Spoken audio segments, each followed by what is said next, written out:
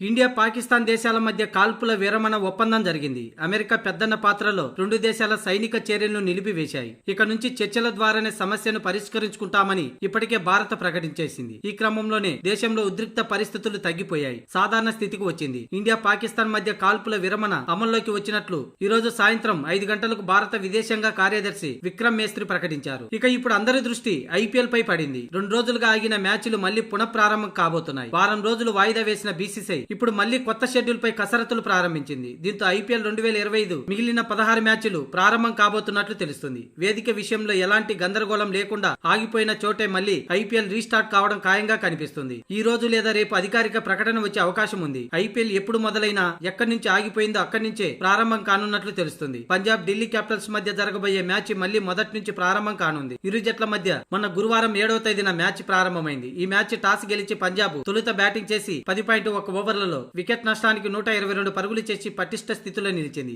ఈ క్రమంలో బ్లాక్అవుట్ ప్రకటించడంతో మ్యాచ్ మధ్యలోనే నిలిచిపోయింది. ఇక ఇప్పుడు ఈ రెండు జట్ల మధ్య పునఃప్రారంభం కానున్నట్లు బీసీసీ ప్రణాళికలు ప్రారంభించింది.